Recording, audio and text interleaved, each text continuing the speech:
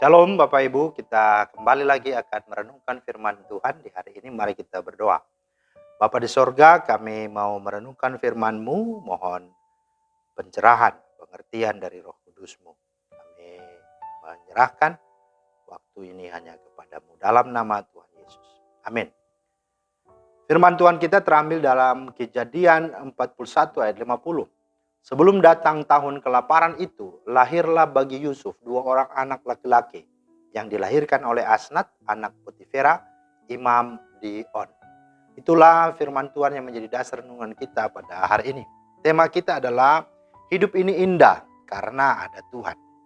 Nah, saudara yang dikasihi Tuhan, jika memperhatikan kisah perjalanan hidup Yusuf yang penuh lika-liku hidup ini, yang justru juga diwarnai dengan banyak sekali penderitaan, serta kemudian pada akhirnya kita tahu ya dia mengalami yang namanya happy ending, sebuah akhir yang penuh dengan kebahagiaan. Nah saudara, tentu ini tidak terjadi begitu saja begitu dengan mudah.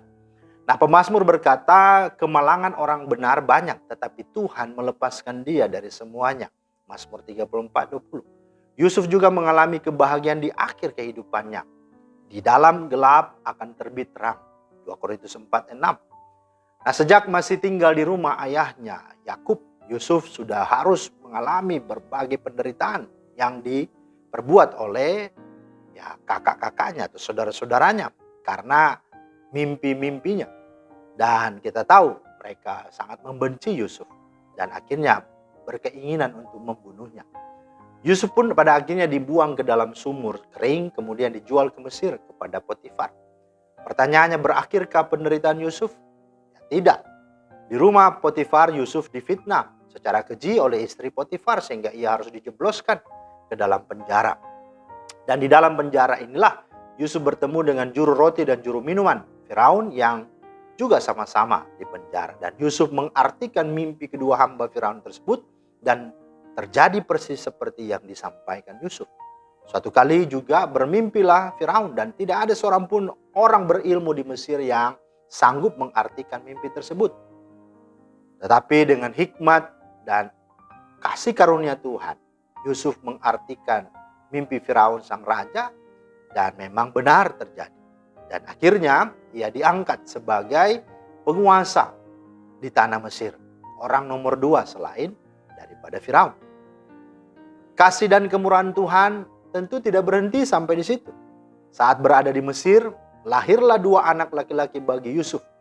Tadi dikatakan sebelum datang tahun kelaparan. Wah, luar biasa ya.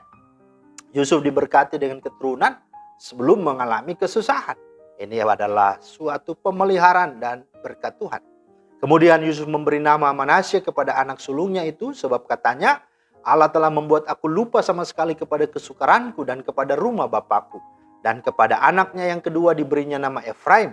Sebab katanya Allah membuat aku mendapat anak dalam negeri kesengsaraan. Itulah sebuah pengakuan, sebuah pernyataan iman dari Yusuf akan bagaimana Tuhan luar biasa yang sudah memelihara dan menyertai hidupnya. Nah saudara, kebaikan dan kemurahan yang diterima dari Tuhan membuat lupa atas segala kesukaran dan kesengsaraan di masa lalu Yusuf. Yusuf mengalami multiplikasi berkat dalam hidupnya. Itu adalah sebuah upah ketekunan, kesabaran, kesetiaan, dan ketaatannya kepada Tuhan. Maka saudara, seberat apapun keadaan kita, tetaplah kita kuat, tetaplah bersabar, tetaplah bertekun, dan belajarlah untuk selalu taat. Sebab kita tahu bahwa Tuhan yang bagaimanapun, Dialah Tuhan yang tahu perjalanan hidup kita. Dan seluruh rancangan kita, tujuan kita ada padanya. Dan ingat, Tuhan tidak pernah tidur dan terlelap. Dia tahu apa yang menjadi persoalanmu, pergumulanmu, dan kehidupanmu. Dia membuat segala sesuatu indah pada waktunya. Karena itu belajarlah dari kesaksian hidup Yusuf. Hidup ini indah karena Tuhanlah yang sungguh-sungguh menghadakan dan menghadirkan hidup ini. Yang kedua, hidup ini indah karena memang Tuhan ada dalam kehidupan ini. Dia tidak pernah meninggalkan kehidupan ini. Dia menyertai, bahkan dia turut bekerja dalam segala sesuatu. Dan hidup ini indah karena kehidupan kita ada padanya.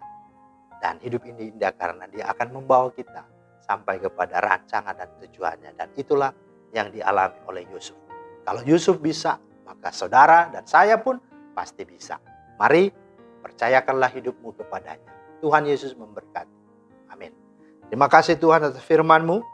Kami bersyukur kami boleh dikuatkan lagi untuk kami tetap percaya, kami tetap bertekun dalam iman sekalipun banyak tantangan, banyak masalah, banyak kesulitan yang kami alami. Tapi tolong kami ya Tuhan, tetap kami boleh berjalan teguh setia dalam Engkau. Maka kami percaya Engkau akan membuat segalanya indah pada waktunya. Dalam nama Tuhan Yesus kami berdoa. Amin.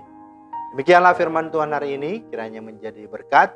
Selamat beraktivitas, Tuhan Yesus memberkati. Shalom.